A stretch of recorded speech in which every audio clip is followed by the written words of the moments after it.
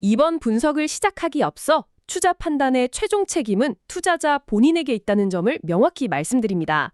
저희는 단순 참고용 정보나 분석을 제공할 뿐 특정 종목이나 섹터에 대해 매수나 매도를 절대 추천하는 것이 아닙니다. 네, 오늘 정말 흥미로운 자료를 가지고 왔습니다. 월가에서 아주 유명한 강세론자죠. 펀드스트랩 캐피털의 톰 리가 2025년 12월, 그러니까 연말에 아주 강력한 주식시장 랠리가 올 것이다. 이런 전망을 내놨습니다. 네, 시장에서는 항상 주목받는 인물이죠. 그렇죠. 사실 시장이 오른다 내린다 이런 전망 자체는 늘 많잖아요. 근데 중요한 건 왜 그런 생각을 하는지 그 논리적인 근거일 겁니다. 맞습니다. 근거의 깊이가 다르죠. 그래서 오늘 저희의 목표는요, 단순히 톰 리가 제시한 6가지 이유를 하나하나 나열하는 게 아닙니다. 이 퍼즐 조각 같은 근거들이 도대체 어떻게 서로 맞물리고 또 영향을 주고받아서 하나의 거대한 그림, 그러니까 강력한 랠리라는 시나리오를 완성해 나가는지 그 과정을 함께 추적해 보려고 합니다. 아주 좋은 접근 방식입니다. 사실 시장 전망이라는 게 어떤 단 하나의 엄청난 이유 때문에 움직이기보다는 여러 가지 조건들이 정말 절묘한 타이밍에 딱 맞아떨어질 때 폭발하는 일종의 타이밍의 예술 같다는 생각 다들 한 번쯤 해보셨을 것 같아요. 정확한 지적이십니다. 톱니 분석의 진짜 힘이 바로 그 입체적인 관점이거든요. 그러니까 단편적인 이유 6개를 그냥 더한 게 아니라 이 각 요소들이 서로 만나서 어떤 화학 반응을 일으키고 서로를 증폭시키는 그 시너지 효과를 예측했다는 데에 핵심이 있는 거죠. 아, 시너지 효과요? 네, 그래서 저희도 오늘 그의 분석 틀을 그대로 한번 따라가 보려고 합니다. 그의 논리는 크게 5개의 기둥 위에 서 있다고 볼 수 있어요. 5개의 기둥이요. 네, 첫째가 거시경제, 둘째가 통화정책, 그리고 기술적 분석, 넷째가 시장 참여자들의 심리와 수급, 마지막으로 계절성입니다. 오늘 이 5가지 렌즈를 가지고 그가 제시한 6가지 근거를 하나씩 뜯어보고 마지막에는 이걸 전부 연결해서 하나의 큰 그림으로 완성해 보겠습니다. 좋습니다. 그럼 그 첫 번째 퍼즐 조각부터 바로 맞춰보죠. 역시나 시장의 방향키를 쥔 가장 큰 손이죠. 연준, 패드의 정책 변화, 이른바 피벗R 신호탄이 첫 번째 근거네요. 이건 시장의 물줄기를 통째로 바꿀 수 있는 가장 강력한 변수인데 구체적으로 어떤 신호들을 말하는 건가요? 여기서 핵심 키워드는 유동성 환경의 극적인 개선이라고 할 수 있습니다. 보고서에서는 크게 3가지 신호를 포착했다고 분석하는데요. 네. 첫째는 금리 인하에 대한 기대감이 이제는 거의 확신의 영역으로 바뀌고 있다는 점입니다. 자료에 인용된 폴리마켓이라는 예측 시장 데이터를 보면요. 시장 참여자들이 12월 금리 인하 가능성을 무려 89%까지 보고 있어요. 89%요? 잠깐만요. 그 정도면 이건 혹시나가 아니라 그냥 당연히 내릴 것이다라고 베팅하고 있는 거네요. 바로 그겁니다. 불확실성의 영역이 아니게 된 거죠. 물론 금리 인하가 주식시장에 좋다는 건 다들 아는 상식이지만 그 원리를 다시 한번 간단히 짚어볼 필요는 있을 것 같아요. 네, 한번 짚어주시죠. 가장 기본적인 원리지만 중요하니까요. 가장 교과서적인 설명은 할인율 효과입니다. 영어로는 디스카운트 레이시라고 하죠. 어떤 기업의 가치라는 건 그 기업이 미래에 벌어들일 모든 현금 흐름을 현재 가치로 전부 다 끌어온 값이잖아요. 단순히 금리를 낮춘다는 건 이 미래의 돈을 베는 칼날이 무뎌진다는 뜻이거든요. 아, 칼날이 무뎌진다. 비유가 아주 와닿네요. 네.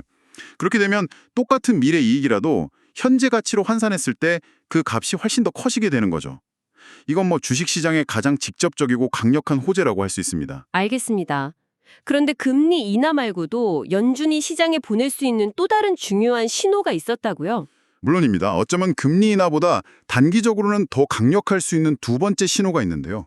바로 양적 긴축, 즉 QT의 종료가 임박했다는 겁니다. QT, 퀀티테이티브 타이트닝. 네, 2022년 4월부터 시작된 이 QT는 중앙은행이 팬데믹 때 시중에 엄청나게 풀었던 돈을 말 그대로 진공청소기처럼 다시 빨아들이는 아주 강력한 유동성 흡수 정책이었거든요. 그러니까 시장에 돌아다니는 돈의 양 자체를 그냥 줄여버렸던 거군요. 맞습니다. 유동성의 수도꼭지를 잠그는 걸 넘어서 아예 하수구로 물을 빼버리는 정책이었죠. 그런데 그 강력한 진공청소기를 이제 끈다는 겁니다. 아, 이건 단순히 돈을 더 이상 빨아들이지 않는다는 소극적인 의미를 넘어서요. 사실상 시장의 돈이 다시 돌게 만드는 굉장히 적극적인 효과를 낳습니다. 수도꼭지를 잠그는 걸 멈추는 것만으로도 그동안 막혀있던 배관에 물이 다시 흐르기 시작하는 것과 같은 원리죠. 과거에도 비슷한 사례가 있었나요? 아주 좋은 예시가 있습니다. 2019년 구글 사례인데요. 당시에도 QT가 종료되자마자 S&P 500 지수가 어떻게 됐는지 아십니까? 어떻게 됐나요? 불과 16권의 일 만에 약 17%나 급등했습니다. 잠깐만요. 16일. 그러니까 3주 정도 만에 17%가 올랐다고요? 네, 그렇습니다. 긴축 쇼크라는 가장 큰 족쇄가 사라지는 것만으로도 시장이 얼마나 탄력적으로 폭발적으로 반응할 수 있는지를 보여주는 아주 중요한 역사적 증거라고 할 수 있죠. 그렇군요. 이건 미국 내의 이야기인 것 같은데 글로벌 자금 흐름 관점에서도 중요한 신호가 있다고요? 네, 그게 바로 세 번째 신호입니다. 글로벌 통화 정책의 디커플링 현상인데요. 쉽게 말해 전 세계 중앙은행들이 각자 다른 길을 가기 시작했다는 겁니다. 아, 각자 도생하는군요. 그렇죠. 예를 들어 일본은행, BOJ는 이제 금리를 올려야 하나 말아야 하나 고민하고 있는데 미국의 연준은 반대로 금리를 내리려는 비둘기파적인 태도를 보이고 있잖아요. 네, 방향이 완전히 반대네요. 이렇게 되면 자연스럽게 달러의 가치는 상대적으로 약해질 수밖에 없고요. 글로벌 투자 자금은 달러 같은 안전자산에서 빠져나와서 주식 같은 위험자산으로 이동하려는 유인이 아주 강해집니다. 이 세 가지, 즉 금리 인하 확신, QT 종료, 그리고 글로벌 디커플링이 삼위일체처럼 맞물리면서 랠리를 위한 첫 번째 강력한 근거를 형성하는 겁니다. 알겠습니다. 와, 연준이 이렇게 랠리를 위한 무대를 정말 멋지게 차려줬네요. 그런데 아무리 무대가 화려해도 정작 주인공인 경제 자체의 체력이 앞서면 이건 뭐 말짱 도루묵이잖아요. 맞습니다. 모래 위에 성을 쌓는 격이죠. 그렇죠. 두 번째 근거, 경제 펀더멘털은 과연 이 무대에 설 준비가 되어 있었을까요? 탐리는 골디락스 시나리오가 여전히 유효하다고 아주 강하게 보고 있습니다.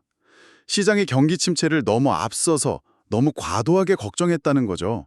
그 배경에는 여전히 살아있는 잠재 수요, 즉 펜트업 디맨드가 자리 잡고 있다고 분석합니다. 잠재 수요요? 아니 근데 사실 그 이야기는 저희가 팬데믹 이후로 한 2, 3년째 계속 들어온 것 같아서요. 이게 정말 아직도 경제를 떠받칠 만큼 강력하게 남아있다고 볼 수 있는 건가요? 아주 예리하고 좋은 질문이십니다. 많은 분들이 그렇게 생각하죠. 그 수요 이제 다 쓴 거 아니야? 하고요. 하지만 텀리의 분석은 조금 결이 다릅니다. 그가 주목하는 건 상품 소비가 아니에요. 아, 상품이 아니면요? 바로 서비스, 여행, 주택 같은 한 번 소비하면 그 파급 효과가 큰 고가 영역에 집중합니다. 이런 쪽은 한 번 소비하면 그걸로 끝나는 게 아니라 계속해서 관련 산업에 연쇄적인 효과를 주거든요. 예를 들면 어떤 게 있을까요? 가장 대표적인 게 주택이죠. 주택 수요가 살아나면 건설업이 좋아지고 그러면 인테리어를 하니까 가구 산업이 좋아지고 또 건축 자재 산업까지 연쇄적으로 좋아지는 것처럼요. 이건 단순히 현재 소비가 좋다는 걸 넘어서 미래의 경기가 좀 둔화되더라도 그 충격을 흡수해주는 일종의 자연적인 완충제 역할을 해줄 수 있다는 의미입니다. 아, 그러니까 경제의 하방을 단단하게 받쳐주는 일종의 안전망이 아직 튼튼하다 이런 이야기군요. 정확합니다. 그리고 제조업 쪽에서도 아주 중요한 긍정적인 신호가 포착되고 있다고 봤습니다. 제조업은 어떻습니까? 바로 ISM 제조업 지수입니다. 이 지수가 굉장히 중요한데요. 이게 3년 만에 처음으로 경기 확장과 위축의 기준선인 50 이상으로 반등할 가능성이 제기되고 있어요. 숫자 50이 기준선이군요. 네, 50 이상위는 확장, 50 미만이면 위축을 의미하는데 만약 이게 현실화된다면요. 이건 단순히 지표 하나가 좋아지는 수준의 이야기가 아닙니다. 경기 사이클 자체가 드디어 확장 국면으로 진입했다는 것을 시장에 알리는 매우 상징적인 신호탄에 들 수 있다는 거죠. 와, 그러면 연준의 유동성 공급이라는 기대감과 실제 경제의 회복 신호라는 현실이 아주 아름답게 맞물리는 그림이 그려지는 거네요. 바로 그 그림입니다. 자, 그런데요. 경제가 실제로 괜찮은지 아닌지를 우리가 알려면 결국 데이터를 봐야 하잖아요. 뭐 고용이 어떻고 물가가 어떻고 하는 경제 지표요. 그런데 얼마 전까지만 해도 미국 정부 셧다운 우려 같은 것 때문에 이 데이터 발표 자체가 굉장히 불확실했단 말이죠. 맞습니다. 데이터 공백 상태였죠. 세 번째 근거가 바로 이 경제 데이터 가시성 회복인데 아니 그냥 지표가 제때 나오는 게 왜 그렇게까지 중요한 건가요? 투자자들이 리스크 그 자체보다 더 무서워하는 게 뭔지 아십니까? 글쎄요. 더 큰 리스크? 바로 불확실성, uncertainty입니다. 불확실성이요? 네. 리스크는 예를 들어 하락할 확률이 30%다 이런 식으로 가격에 반영해서 관리라도 할 수 있잖아요. 그런데 불확실성은 아예 한 치 앞을 내다볼 수 없게 만드니까요. 이건 마치 짙은 안개 속에서 운전하는 것과 똑같습니다. 내가 얼마나 빨리 달려야 할지, 저 앞에 장애물이 있는지 없는지 아무것도 알 수가 없는 상태죠. 아, 그러니까 다들 일단 멈추거나 아니면 아주 천천히 서행하게 되는군요. 정확합니다. 모두가 몸을 사리게 되죠. 그런데 정부 셧다운 우려가 해소되고 중요한 경제 지표들이 제때 발표되기 시작하면 그 짙던 안개가 싹 걷히는 겁니다. 시야가 확보되는 거군요. 그렇죠. 투자자들은 비로소 하드 데이터라는 정확한 내비게이션을 보고 위험을 제대로 다시 평가하고 자신의 속도를 조절할 수 있게 되는 겁니다. 원래 안개가 껴있을 때는 다들 겁을 먹으니까 주가가 제값을 못 받잖아요. 네, 그렇죠. 할인을 받죠. 네, 일종의 불확실성 프리미엄, 정확히는 불확실성 할인이 붙어 있는 거죠. 그런데 그 안개가 싹 걷히니까 아, 이제 제대로 보이는구나. 이 회사는 이 정도 가치가 아니었네 하면서 주가가 제자리를 찾아가려는 아주 강한 힘을 받게 되는 겁니다. 아, 이제 그림이 좀 더 명확해지네요. 자, 연준이 무대를 멋지게 깔아줬고 경제 펀더멘털도 튼튼하다는 걸 데이터로 확인까지 했습니다. 이제 무대 위에서 실제로 춤을 출 사람들, 즉 시장 참여자들의 심리를 들여다볼 차례인 것 같습니다. 네 번째 근거, 옵사이드 포지션의 강제 매수. 여기서부터 정말 흥미진진해지는데요. 네, 이것이야말로 시장의 수급과 인간의 심리가 어떻게 복잡하게 엮이는지를 보여주는 아주 중요한 대목입니다. 먼저 옵사이드 포지션이라는 게 뭔지부터 알아야 하는데요. 네, 그게 뭔가요? 축구에서 옵사이드 위치에 있다는 거잖아요. 시장에서도 마찬가지입니다. 쉽게 말해서 시장이 하락할 거라고 보고 주식 비중을 확 줄이거나 현금을 잔뜩 쌓아둔 아주 수비적인 상태를 말합니다. 비가 올 거라고 확신하고 우산 장사를 하려고 잔뜩 준비했는데 갑자기 해가 쨍쨍 내리쬐는 그런 상황 같은 거군요. 완벽한 비유입니다. 그런데 해가 쨍쨍한 정도가 아니라 갑자기 폭염이 시작된 겁니다. 시장이 예상과 완전히 반대로 급등해버리면 이 수비적으로 임했던 펀드 매니저들은 시장 평균 수익률, 즉 벤치마크에 한참 뒤처지는 상대적 손실을 입게 되죠. 남들 다 돈 벌 때 나만 못 버는 게 더 고통스럽죠. 그게 더 고통스럽습니다. 소스에 따르면 당시 무려 78%의 펀드 매니저가 벤치마크를 밑도는 그야말로 최악의 한 해를 보내고 있었다고 합니다. 연말에 고객들에게 성과 보고서를 보내야 하는데 정말 잠이 안 오는 상황인 거죠. 아, 그러니까 이건 펀드 매니저들이 시장이 좋아 보여서 주식을 사는 게 아니라 나만 이렇게 뒤처질 순 없어서 어쩔 수 없이 사는 거군요. 바로 그겁니다. 핵심을 짚으셨어요. 연말에 포트폴리오를 예쁘게 꾸미는 윈도우 드레싱이나 어떻게든 뒤처진 성과를 만회하려는 그 압박감 때문에 이미 오르고 있는 시장에 울며 겨자 먹기로 뛰어들어야 하는 강제 매수, forced buying 상황에 내몰리는 거죠. 강제 매수라니 표현이 강력하네요. 네, 이게 바로 나만이 상승장에서 소외될 수 없다는 그 공포, 즉 FOMO, Fear of Missing Out 심리와 결합되면서 단기적으로 어마어마한 매수세를 폭발시키는 겁니다. 아, 그 유명한 포모. 네. 아까 비유를 다시 빌리자면 펀드 매니저들이 비가 안 올 거라고 믿고 우산을 다 팔아버렸는데 갑자기 기록적인 폭우가 쏟아지는 겁니다. 그러니까 길거리에서 가장 비싼 값이라도 우산을 다시 사려고 미친 듯이 달려들면서 오히려 우산값을 더 올려놓는 그런 효과가 나타나는 거죠. 와, 그 개인들의 심리가 모여서 랠리의 가장 강력한 연료가 된다니 정말 시장은 심리 게임이라는 말이 딱 맞네요. 그럼 당시 기술적인 차트는 어떤 신호를 보내고 있었나요? 이런 심리가 폭발하기에 딱 좋은 환경이었는지 궁금한데요. 다섯 번째 근거죠. 네, 아주 좋은 질문입니다. 환경이 완벽하게 조성되어 있었습니다.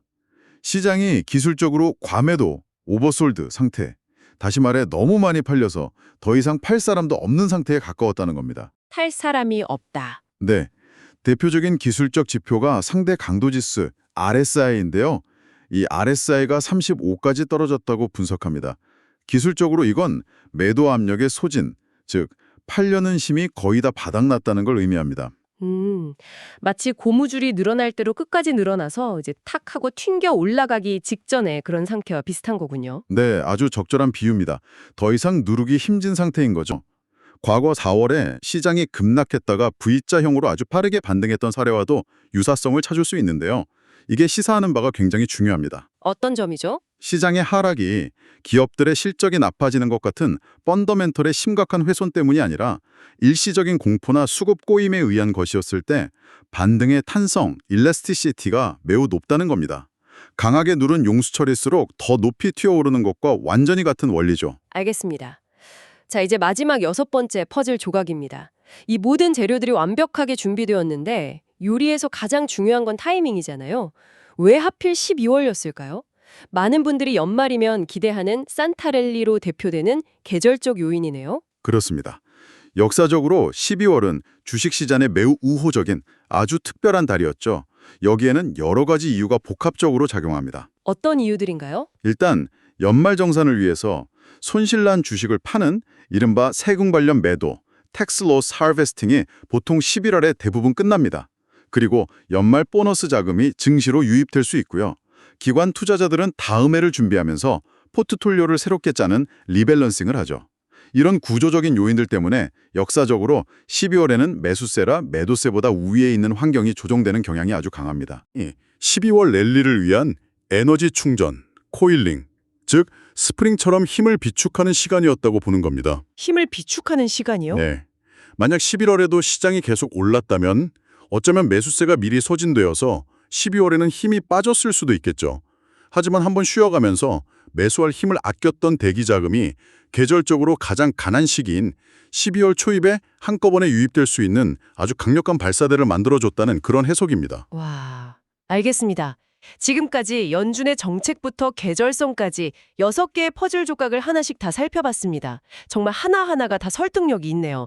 그런데 앞서 말씀하셨듯이 텀 리 분석의 진짜 가치는 이 조각들이 어떻게 하나의 그림으로 완성되는지 그 시너지에 있다고 하셨잖아요. 네, 그렇습니다. 이제 이 모든 것을 연결해서 그가 봤던 큰 그림을 볼 시간이 된 것 같습니다. 네. 통합 분석이야말로 이 전망의 백미라고 할 수 있습니다. 이 6가지 요소가 각각 따로 노는 게 아니라 어떻게 서로를 강화시키면서 엄청난 시너지를 내는지 함께 보시죠. 네. 우선 이 모든 긍정적인 연쇄 반응에 방아쇠를 당긴 건 뭘까요? 단연코 첫 번째 근거, 연준의 정책 변화입니다. 모든 이야기의 시작점이군요. 그렇습니다. 연준이 금리 인하 기대감을 키우고 QT 종료라는 신호탄을 쏘아 올리니까 기술적으로 과매도 상태에 빠져서 공포에 떨던 시장의 심리가 단번에 뒤집어지는 겁니다. 분위기가 반전되는군요. 그리고 가장 중요하게는 시장 밖에 빠져나와서 수비만 하던 그 옵사이드 펀드 매니저들 4번 근거에게 이제는 들어가야 한다, 공격해야 한다는 아주 강력하고 명확한 명분을 던져준 거죠. 연준이 이제 공격 시작이라는 깃발을 공식적으로 흔들어준 셈이네요. 그럼 두 번째 근거였던 견조한 경제 펀더멘털은 이 구조에서 어떤 역할을 하게 되나요? 그건 이 랠리의 안전판이자 확신의 근거가 됩니다. 이번 상승이 단순히 돈의 힘으로만 오르는 위험한 거품이 아니라 탄탄한 경제적 기반 위에 서 있다는 확신을 시장에 심어주죠. 아, 이 확신이 있으니까 성과 압박에 시달리던 그 펀드 매니저들 4번이 훨씬 더 과감하고 공격적으로 추격 매수에 나설 수 있게 되는 겁니다. 어차피 경제도 괜찮다는데 지금이라도 늦지 않았어 라는 심리를 아주 강하게 만들어주는 거죠. 그렇군요. 여기에 세 번째 근거였던 데이터 가시성 회복이 더해지면 그 확신은 거의 믿음 수준으로 커지겠네요. 정확합니다. 가시성 회복 3번은 일종의 신뢰 증폭기 역할을 합니다. 짙은 안개가 걷히고 명확한 경제 지표가 나오니까 튼튼한 펀더멘털 2번에 대한 믿음이 더 굳건해지고요. 연준의 정책 결정 1번에 대한 예측 가능성도 함께 높아지죠. 시장 전체의 불확실성이 사라지면서 투자 심리가 급격하게 개선되는 겁니다. 자, 그럼 이 모든 조건이 갖춰진 상태에서 아까 이야기했던 그 엄청난 양의 성과 추격 수요 4번라는 마른 장작에 불이 붙으면 대체 어떻게 되는 건가요? 바로 거기서 수급의 폭발이 전하는 겁니다. 한번 그림을 그려보세요. 기술적으로는 이미 매도세가 소진된 과매도 상태 5번입니다. 팔 사람은 거의 없어요. 네. 그런데 연준이 피벗 신호를 보내죠. 펀더멘탈도 튼튼하다는 게 확인됐고요. 마침 시점도 역사적으로 가장 강한 달인 12월입니다. 이 완벽한 조건 속에서 성과 압박에 시달리던 그 수많은 옵사이드 펀드들의 강제 매수가 한꺼번에 터져나온다면 어떻게 될까요? 와, 시장에 매도 물량은 없는데 사려는 사람만 갑자기 몰려드는 상황이네요. 바로 그겁니다. 극심한 수급 불균형이 발생하고 주가는 짧은 기간에 폭발적으로 튀어오를 수밖에 없는 완벽한 환경이 만들어지는 겁니다. 그림이 완벽하게 그려지네요. 결국 5번째 근거였던 기술적 과매도 상태는 이 모든 상황이 만났을 때 그 폭발력을 극대화하는 일종의 레버리지 포인트가 되는 셈이군요. 고증감래 맥스 페인, 맥스 오퍼튜니티라는 표현이 딱 맞습니다. 고통이 극심했던 만큼 기회도 어마어마하게 크다는 거죠. 탄탄한 펀더멘탈 2번 위에서 기술적 과매도가 겹쳐진 것은 연준의 작은 정책 변화 신호 1번이라는 불씨 하나만으로도 시장 전체를 불태울 수 있는 최적의 발사대가 되는 겁니다. 그리고 그 모든 긍정적인 요인들이 12월이라는 최적의 시간의 창에 집중되도록 마지막 활용점정을 찍어준 것이 바로 6번째 근거, 계절상의 역할이었던 거고요. 정확합니다. 와, 종합해보니 정말 정교하게 짜인 하나의 시나리오네요. 연준의 유동성 공급 신호와 견고한 경제 확인이라는 두 개의 큰 축이 기술적 바닥 확인과 기관의 강제 매수라는 강력한 수급과 만나서 폭발적인 시너지를 내는 그야말로 퍼펙트 스톰 시나리오라고 할 수 있겠습니다. 맞습니다. 어느 한 가지 요인만으로는 절대 설명할 수 없는 다차원적인 요인들이 정말 완벽하게 정렬되는 아주 특별한 순간을 포착한 분석이라고 평가할 수 있습니다. 오늘 우리는 랠리가 일어날 수 있는 이 완벽한 조건들에 대해 정말 깊이 파고들어 봤습니다. 이 분석은 왜 랠리가 가능한지에 대한 굉장히 강력한 논리를 제공하고 있죠. 자, 청취자 여러분께 마지막으로 질문 하나를 던져보면서 마무리할까 합니다. 네. 이 완벽해 보이는 퍼펙트 스톰 시나리오에서 만약 이 모든 긍정적인 연쇄 반응을 한순간에 멈추게 할 수 있는 가장 약한 고리가 있다면 그건 과연 무엇일까요? 갑자기 예상치 못하게 되살아난 인플레이션 데이터일까요? 아니면 우리가 전혀 예상치 못한 곳에서 터지는 지정학적 리스크일까요? 오늘 랠리의 가능성을 함께 탐색했으니 이제는 그 잠재적인 취약점에 대해 스스로 생각해 보실 차례입니다. 다시 한번 말씀드리지만 투자 판단의 최종 책임은 투자자 본인에게 있다는 점을 명확히 말씀드립니다. 저희는 단순 참고용 정보나 분석을 제공할 뿐 특정 종목이나 섹터에 대해 매수나 매도를 절대 추천하는 것이 아닙니다. 항상 여러분의 성공 투자를 기원합니다. 내용이 좋으셨다면 구독, 좋아요 부탁합니다.